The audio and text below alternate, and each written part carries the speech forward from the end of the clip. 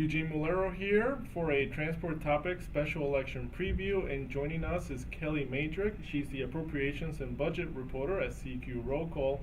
And Kellie, we're going to talk about what's going to be the state of play and landscape in the House and the Senate, and topics on infrastructure with this election, which is tomorrow. Everybody knows that. And let's take a look at Bill Shuster. He's the chairman of TNI in the House Transportation Committee, and he has a really tough race against Tea Party-backed candidate Art Halverson. Big race. Yeah, Schuster's very influential, and basically he's getting a lot of donation from the transportation sector.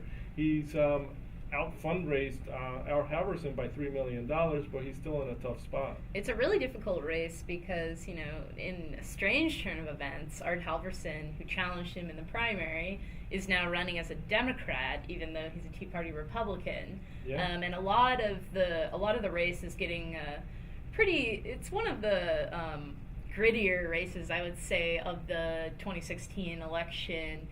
Halverson is really going after Shuster on values issues. Exactly, yeah. He's saying that Mr. Schuster's girlfriend is connected to the airline lobby, and that's somehow beyond the pale, and that disqualifies him. Correct. But Schuster's staff maintains that his relationship with an A4A, Airlines for America lobbyist is, not a conflict of interest because they keep the personal and work matters separate. Correct, yeah. So we'll see what the voters have to say about that on Election Day. And it's worth noting that we're talking about this because Halverson came within a point of defeating Schuster in the primary earlier this year. And I went to this district. I went to their debate a few weeks ago. Oh, wow. Yeah, in rural Pennsylvania, in the southwestern part of the state. And basically, this is this is pretty much Trump country. I saw a lot of Trump signs. People came to the debate wearing Trump t-shirts, and family values seem to matter to them. At one point, Art Halverson was asked on the debate stage who was his most influential person in his life, and he said Jesus Christ. And Bill Shuster mentioned his father, who was the former congressman. Yeah, Shuster? Exactly, chairman of transportation, like Bill is right now. But this is the type of constituency that is in this district. And at play is, Congressman Schuster is talking about highway funding, freight connectivity programs, reforms to water infrastructure. So when I talk to the industry is what would the committee look like without the chairman, and Schuster has 2 years left on his chairmanship. And that would be a big shakeup because the House is projected to remain in Republican hands. The Rothenberg and Gonzalez political report say that Democrats need to pick up 30 seats, That's a lot. Which would be, they would have to have a blowout. Yeah, it's historic. Yeah. It's not impossible for that to happen, but it seems pretty unlikely. So Schuster would likely, retain his chairmanship, at least as far as we can see. But on the other hand, there are some other people that have been under discussion for chairmanship, including Sam Graves, right? That's right. Yeah, Sam Graves. He's in a safe race in the Missouri, rural Missouri district that he represents, but he would be the heir apparent. He has the buzz is that he's a highway subcommittee chairman in that committee.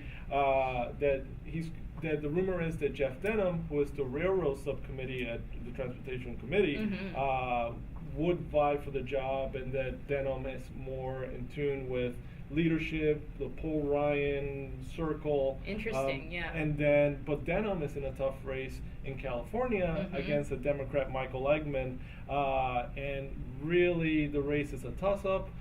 They don't know. He's really out fundraise the Democratic opponent, but still the Democratic campaign is pushing a lot of money in there. So the Denham is one that we're really looking at, and also a very senior Republican, John Mica, who used to be chairman of transportation. He's also in a tough spot with a very up-and-coming Democrat newcomer. And that's kind of an unexpected story of this race, because nobody really expected that Mica would have a really powerful Democratic challenger. Exactly. But I think because of the strange dynamics of this whole race, down ballot Republicans have been put in some tough spots. And a lot of people are kind of looking at Micah's race and saying there's a really good chance that he could lose his seat. So that would also be kind of a pretty big shakeup on the T&I committee as Micah heads the oversight subcommittee. That's right. And these are the policy authorizers on Capitol Hill on the House side. Talk a little bit about the appropriators, who are the funding leaders. So big changes coming to like both sides of the appropriations committees on the House and Senate side. Kentucky Republican Hal Rogers is expected to step down as chairman. Someone will take his place. Right now, the word is that it's likely that Rodney Frelinghuysen of New Jersey is the one who's expected to become chairman. Yeah, he's very senior in the committee. Very senior. Republican Kate Granger is also vying for the top spot, or has been said to vie for the top spot. But then there's also a little bit of a tussle going on the Defense Subcommittee, which is a very powerful subcommittee of the Appropriations Committee. So, some people think that it's possible that Rogers will take the defense, and then Frelinghuysen will take chairman, and then Granger will then, who knows, she'll take another maybe subcommittee. But that's still really up in the air. And on top of that, on the House side, there's 4 really difficult Republican races right now. So that could also further alter the Republicans' makeup on the House Appropriations Committee. We have David Jolly of Florida, who's running against former Governor Charlie Crist. Yeah. That's a really, really tight race. I would say that's the tightest race, but also races to watch. David Valadao, Republican from California, David Young of Iowa, and Kevin Yoder of Kansas all are kind of in toss-up, or not toss-up states, but definitely races that are in play. At least by Rothenberg and Gonzalez report and other polling and such. So those are some people on the House side. Now on the Senate side, remember that control of the Senate is still up in the air. Oh yeah, totally. Yeah, the Senate could go state Republican or could go Democrat.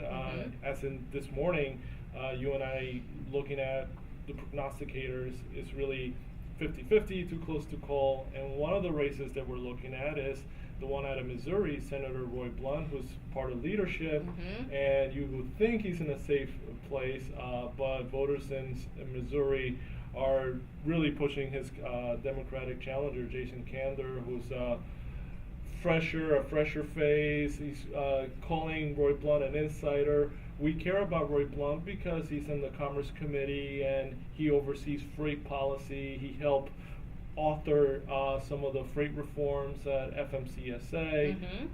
So this is one that's really been surprising. And Roy Blunt is seen as something of a deal maker on Capitol Hill, and he's one who really goes to bat for Republicans in tight negotiations between Democrats. You saw that in the lead up to the continuing resolution negotiations at the end of September. Roy Blunt and Patty Murray were the first people to really strike a deal on extra aid for the Zika virus, which, while it's not related to trucks or transportation at all, it was holding up the funding bill needed to keep the government running. So a lot of people would see, if Roy Blunt were to lose his seat, would see that as kind of a loss in terms of the power dynamics on the Appropriations Committee.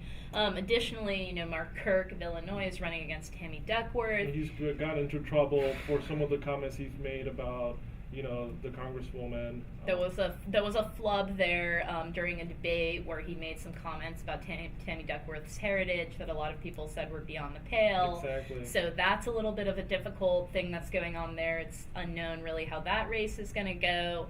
And then again, leadership of the Senate Appropriations Committee, if it were to flip to Democrats, is also up in the air. There's all kinds of candidates we're hearing. Dick Durbin, although his staff tells me that he's running for whip.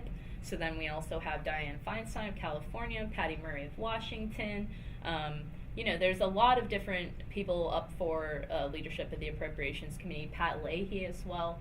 Who will be Senator Pro Tempore if the Democrats were to win back the Senate. Exactly. A lot of people say he doesn't want to give up judiciary, so they think that's unlikely that he would lead the Appropriations Committee. So a lot of people see Patty Murray or Dick Durbin as the likely choices. But I'm also kind of keeping an eye on Dianne Feinstein, because if you remember during the Commerce, Justice, Science debate on the floor for Senate Appropriations, she was one who was really trying to strike deals about the gun issues that That's were coming right. up. Yeah, totally. So she's really demonstrated quite a lot of investment in the appropriations process. So I'm not leaving that one out either. And while we're at it, what's referred to as the Highways Transportation Committee, which is the Environment and Public Works Committee in the Senate, that would, if the Democrats take it over, we're looking at the Delaware Senator Tom Carper most likely going into the chairmanship because the current top Democrat, Senator Barbara Boxer, is retiring, so that leaves that open slot. So there's all these shuffles going on, Yeah. and even if the Senate doesn't flip to Democrats, although it's projected to do so, there's still going to be kind of a lot of jockeying, and viewers should expect in mid-November, that's going to be the time when the parties come back to Congress and they start to figure out all this organization of the committees. Correct. And for influence leaders and advocates, they're all keeping an eye on who's the people who are leading these subcommittees, because those are the ones they're going to need to talk to. And quickly, you sat down and had an interview with Congressman David Price. He's the top Democrat on the Transportation Subcommittee in the House. And you guys talked a little bit about what the funding strategy would be in the lame duck. Yeah, so there's been a lot of different theories about how we're going to wrap up spending in the lame duck. Paul Ryan and Mitch McConnell, Speaker of the House, Majority Leader of the Senate, both advocate a strategy of so-called mini buses, which would be packaging multiple spending bills into smaller little appropriations packages, usually at the end of the year. If they can't finish all their spending work on time and pass each of the 12 spending bills individually, they pass it in a giant bill called an omnibus, Correct. and they just kind of group them all together. But the Freedom Caucus, which is very conservative contingent, about 40 members in the House, Give a lot of pushback to the established Republicans in the House. they don't like this omnibus idea. And it's not just the Freedom Caucus we've heard, but also like some conservative members of the Republican Study Committee are also a little bit averse to the idea of taking one big up and down vote on spending that's mostly hashed out between the big four of the leadership, right? Like the top leaders on the Democratic and Republican sides of both chambers. So there's this minibus idea floating around, but David Price basically kind of panned the idea in an interview with me Friday. I wanted to get more information from him about Hurricane Matthew because, as many of your viewers understand, Correct, yeah, this is impacted the region. huge down problem. Freight movement. Big issue in the southeast. So there's still a lot of repair going on. Congressman Price told me that in some parts of his district it's still in the acute phase, he described it. So there's still people in shelters, roads are still closed, over 200 roads were still closed as of Friday. Oh, wow. So he wants to see supplemental funding. So there's additional funding that many members of Congress, not just Price, but also members in Louisiana, West Virginia, Texas, they're all kind of expecting to have a supplemental appropriation to help them with flood recovery.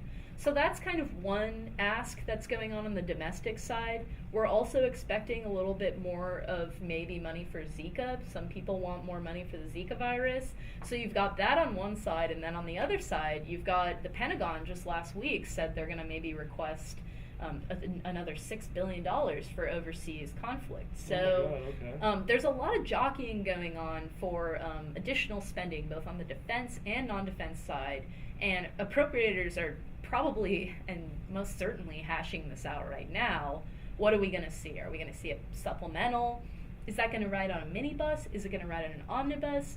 Price says he wants to see a supplemental for floods attached to a year-end omnibus, and he wants the Freedom Caucus to back down on their opposition to such a legislative package, and that's the way he wants to see spending wrap up. And that's in alignment with a lot of what Democrats see.